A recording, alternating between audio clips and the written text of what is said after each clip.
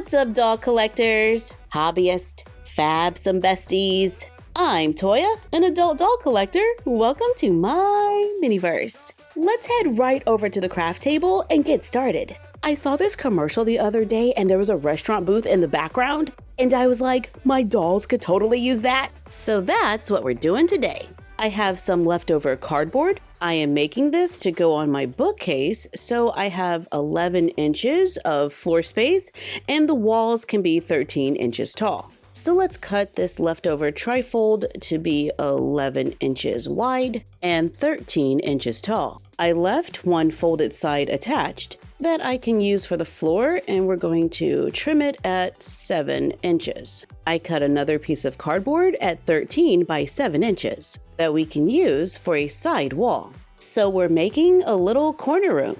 On the floor, let's plan out where we want the booth to go. Let's do 3 inches going all the way around. We can also do 3 1/4 or 3 1/2, depending on how thick we want the backrest to be. I think I'm gonna go with 3 1/4, with the 1/4 inch going around the edge. Let's use scraps of cardboard to make the bench. I cut some 3-inch rectangles and a few at 2 1/4. I love this 3 by 18-inch ruler. It makes cutting very easy. That's why most things I build are around 3 inches. Now we just have to trim the 3-inch pieces to fit the spots on the floor. I think it's okay if we make them slightly smaller because felt and fabric are going to take up a little space. Once the rectangles have been cut, I cut a second set of each one.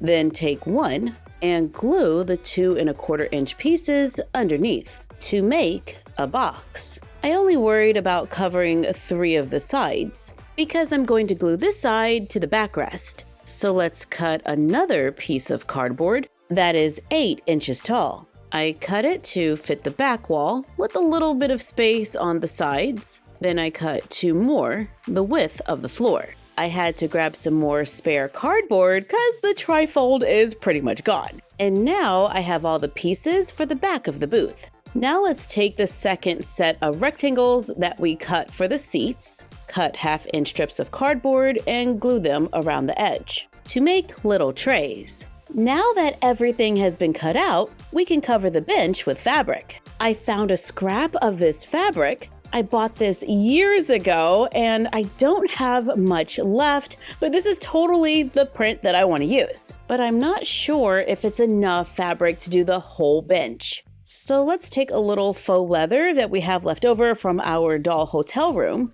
or rather the hotel bed, and use it to cover the sides of the boxes. I'm just gluing it onto the areas that will be visible on the bottom of the bench. Let's take the boards for the back and cover the edges, cutting away the center so we'll be able to glue things onto it. I did the same thing on the boxes by cutting away a small piece. Now let's glue the boxes together, then glue on the back pieces, and our booth is coming along. But this faux leather is kinda difficult to glue to, so we totally need to glue it into the room. So let's take the back wall and the floor. I cover the floor with scrapbook paper that looks like tile, and let's use a brick scrapbook paper on the top. I covered the side wall as well. I cut another wall that's 8 inches tall, cover it with a wood grain paper, and now we can glue the booth into the box. First, I glue it onto the floor,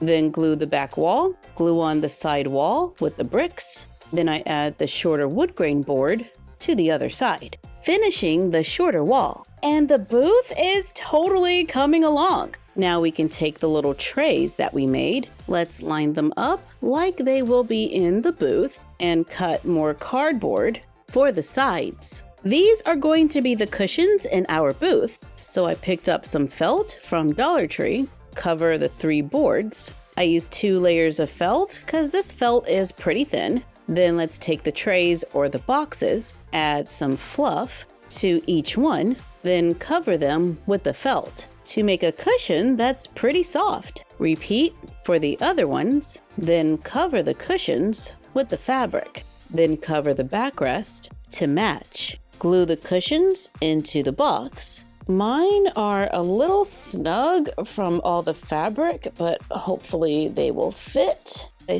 think it's gonna work.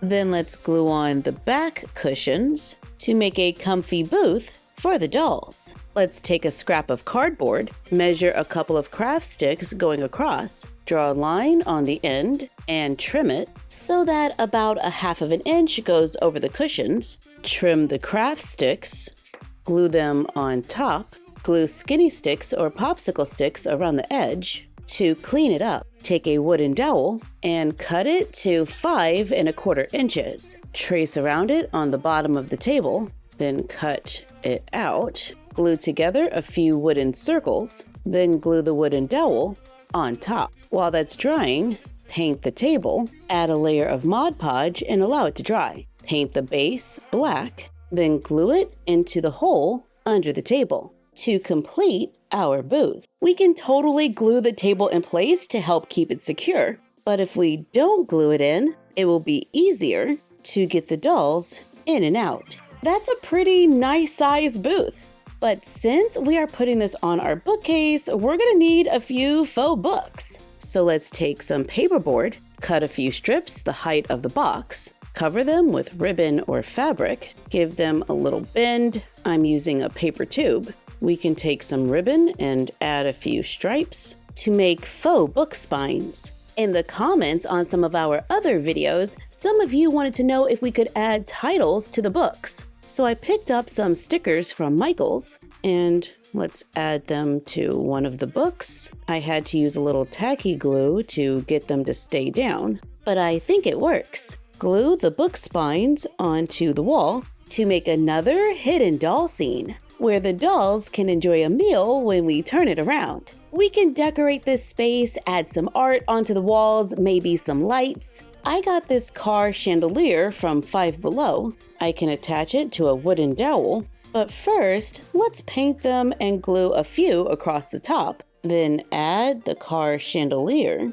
for a little ambiance. And of course, we can add art, like many brands create masterpieces. It could be fun to have these in a little grouping on the wall. So let's see what we have today. I have really enjoyed these mini brands.